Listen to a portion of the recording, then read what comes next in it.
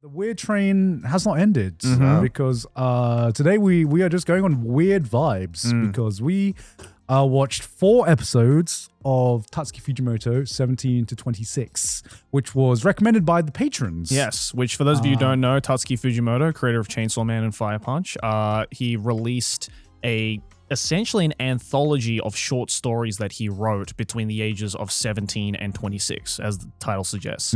All works before Chainsaw Man. All works before Chainsaw Man. A lot of them before Fire Punch, if I'm not mistaken. Yes. Because I think he wrote Fire Punch when he was like in his early 20s, if I'm not mistaken. Yeah. He was very young when he wrote Fire Punch. So some, I believe some was before Fire Punch, some was after Fire Punch, but before Chainsaw Man.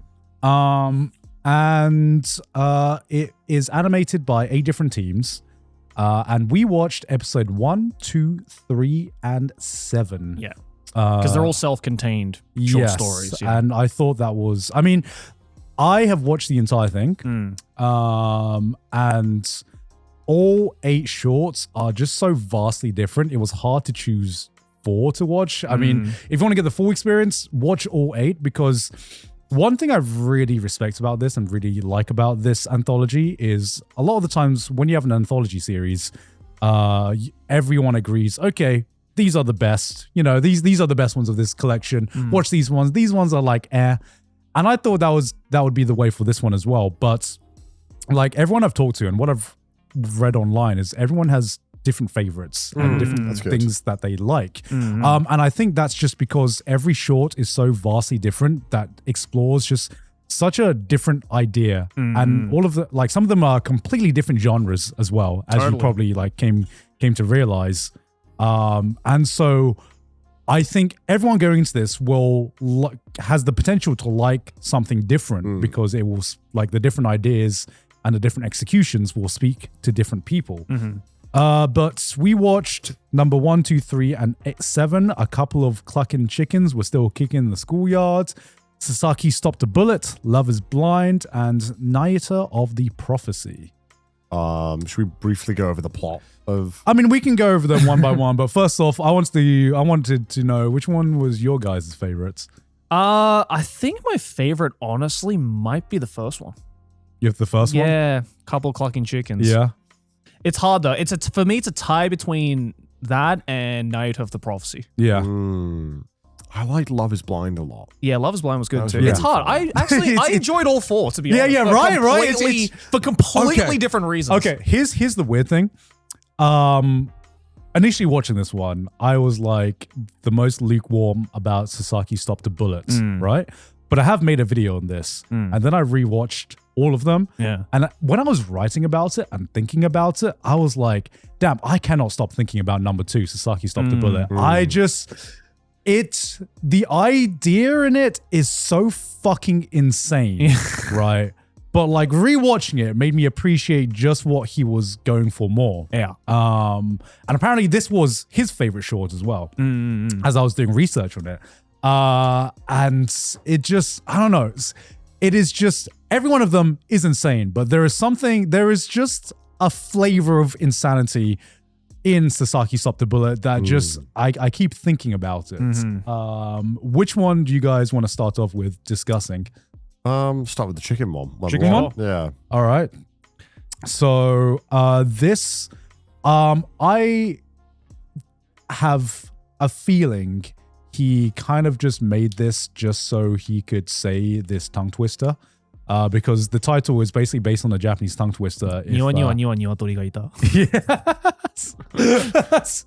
Try to say that 3 times. Which is a Japanese tongue twister and is the final line of this short film as well. And it basically takes place in a world where humans have almost been wiped out by aliens that just invaded one day, and these aliens can transform. And most of the humans have been wiped out, except for these 2 humans who are just kind of chilling in the schoolyard. And the only reason they haven't been eaten is because they are dressed up as chickens. And basically, it gets revealed that they are actually humans and humans are delicious to aliens. And I think it was Fujimoto kind of like tackling with this idea of why do we eat the meat that we do? Why do we morally kind of like separate, okay, this kind of meat is okay to eat, or these animals are okay to eat, and these ones are not okay to eat. Yeah.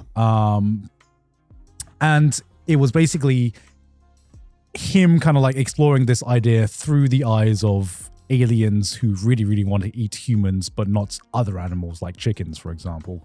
And then it eventually gets revealed that the two humans are actually humans. Everyone just rushes to go on and eat them, except for this one alien who tries to protect them and tries to get them out. And unfortunately, he gets killed.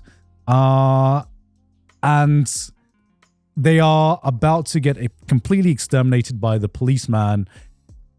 But the twist in it is that one of the two humans was actually an alien who was protecting one of the girls, is as a way to kind of try to understand why, what kind of beings humans are. And it's a sad ending where everyone's like, where the narrator is like, yeah, humans basically got wiped out, but at least that was one story where a human and an alien coexisted and cared for each other. Yeah, I think my favorite thing about Fujimoto that he's done in all of his past works is that his way of storytelling is he has this core message or theme in the story that he wants viewers to take away from. In this case, it's this whole idea of like, and it's said in the short as well, where he's like, there's this great scene where the girl and the alien are talking, and they're like, oh, do you think it's right for aliens to eat humans? Like we're also living beings. And then the alien reverses her and basically says like, well, you guys eat pigs and cows all the time, so what's the difference? And I think that small conversation is like the pivotal point that Fujimoto was trying to like convey. But the thing with Fujimoto that makes all of his works just so Fujimoto is that he's like, okay, I have this core theme. Now I'm just going to go off the fucking rails to really drive this point home in the most like batshit insane way. And I think this short in particular is like a great kind of rudimentary look into like his style of storytelling. Because yeah, the concept and like the themes and everything that happens is fucking insane. And that's, that's not even mentioning the point that like just the animation quality is crazy. Yeah. But it's what really gives that like kind of Fujimoto-ism that is just so instantly recognizable. Like nobody but Fujimoto can write a short like this. And the fact that he wrote this when he was 17 is like insane. He's very willing to blend gore with comedy very easily and quickly. In a way that works quite well. Totally. And I love a good anthology series in general, because I think, these are stories that would struggle to kind of flesh out beyond what they did. Yeah. And that's refreshing, because not every story has to be 5 seasons or 10 episodes. Like some stories can be told in 5 minutes. You really don't need all that time. Totally. Yeah. And it's good to see kind of more interesting ideas and punchlines that wouldn't really work in a bigger show.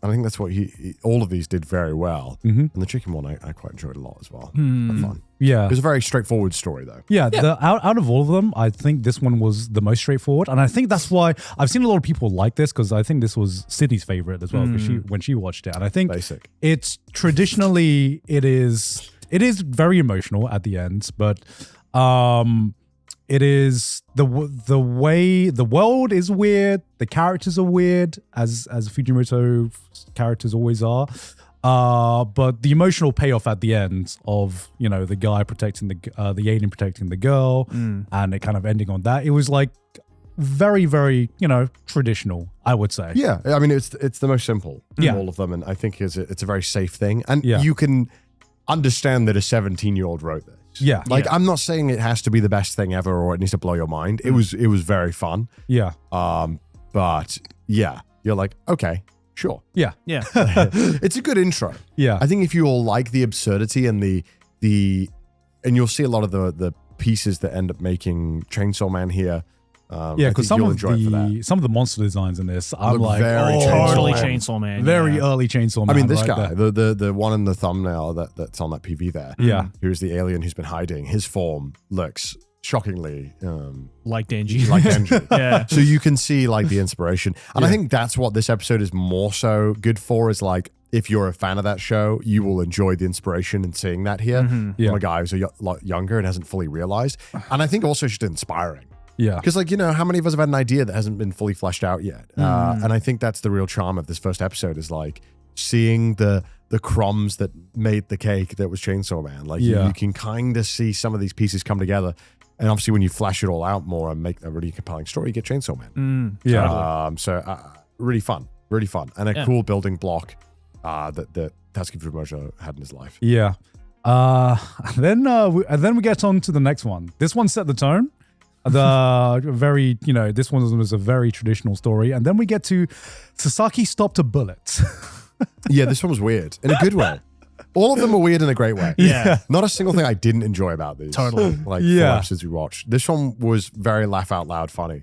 Do you want to walk us through? You've already told the plot before once on Trash Taste, but run us again, Grant. Yeah. I mean, this guy is just chilling. He has a crush on his teacher. He got Thinks down. she's a god. She is a god. He simps for her. It wouldn't be a Fujimoto short if there wasn't like a 5-minute scene of one character simping for another female character, man. This was like pre-Denji simping over Makima. Totally. Then a man with a gun shows up.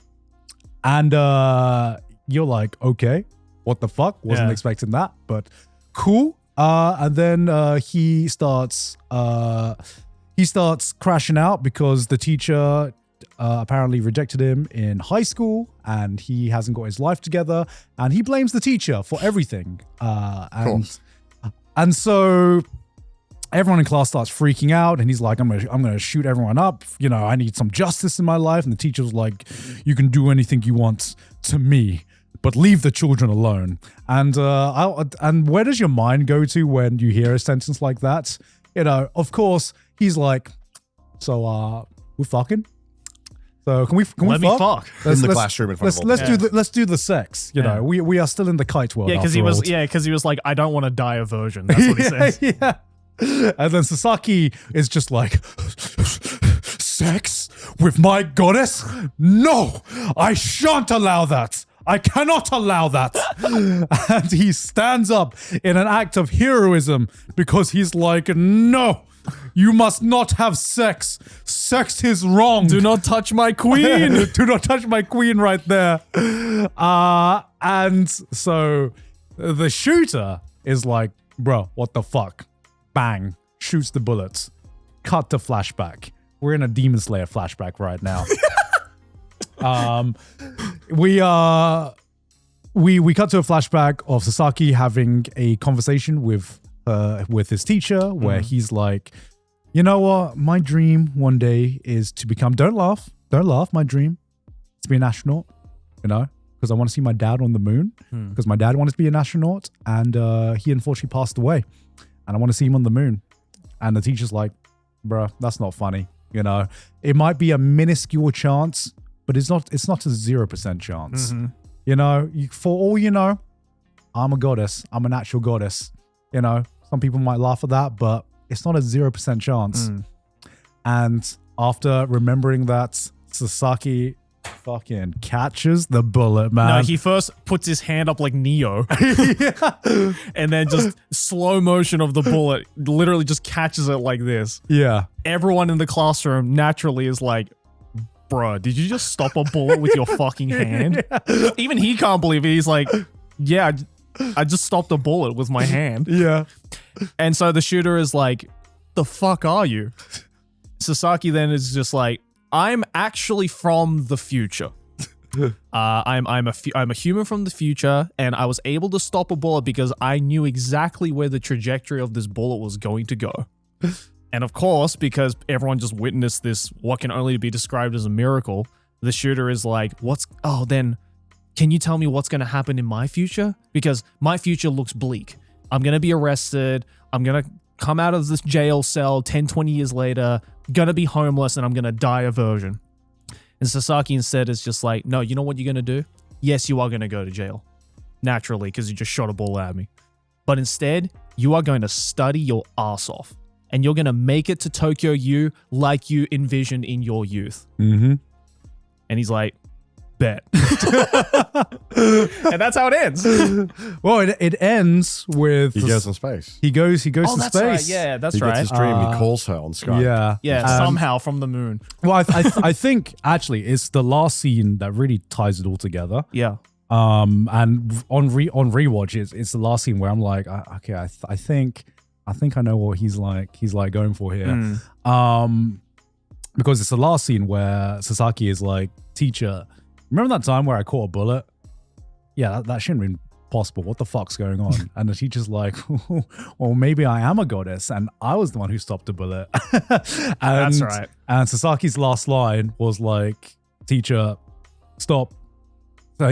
Stop joshing me. Yeah. You know, like he holds up his hand and he's like, even now, I know I can stop a bullet.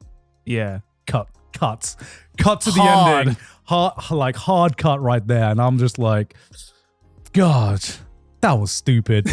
But God, I can't stop thinking about it, man. So, I think this was like Fujimoto's way of just, telling you that no matter what, you should never like give up on your dreams and aspirations. Yeah, nothing is impossible. Yeah, because if you don't believe you can do the impossible can never happen. And I think that's a pretty awesome fucking message. Totally. How he chose to portray it is the only So weird. like there is a traditional way to portray that kind of idea and that kind of feeling. Yeah. Only Fujimoto could think up a way to portray that feeling in this way. Totally. The way that he portrays relationships is so Fujimoto. I don't know. I hope he's doing okay romantically. He looks at it so bizarrely. Yeah. But I'm happy for him. Yeah. Yeah. Cause like I take this with a grain of salt because I did see this on like I can't remember where I read this. But I read that he was debating between two endings for this short. Yeah. And one of the endings was the ending that we got where it was just him holding up his hand to the earth, being like, to this day I can still catch a bullet, still believing that he can catch a bullet. I think the other ending he had was he was still standing on the moon and he would hold his hand up and it would be against an asteroid. Oh. Implying that he could stop an asteroid. Right. And I think the idea of that was that, damn, that panel would have gone fucking hard. Oh my God. Yeah. But like it's still that same like idea of just, never, no matter how impossible it is. Never doubt yourself. Never believe that it cannot be done because the chance is not 0%, Yeah. And yeah, it just writing about it and rewatching it, like it didn't really, I don't think I really like understood it when I first watched it because it's just so out of pocket. It's everything about this short. It's just out of pocket. You can never predict what happens next. But yeah, the more I think about it, the more I watch it, I'm like, that's pretty fucking awesome. It is pretty sick. It's I can't stop thinking about it, man. It's pretty cool. I mean, I'm still kind of like processing a bit. Yeah. About how I feel about it. And sometimes these things just take a while. Yeah. Before I kind of cement my feelings. Totally. Yeah.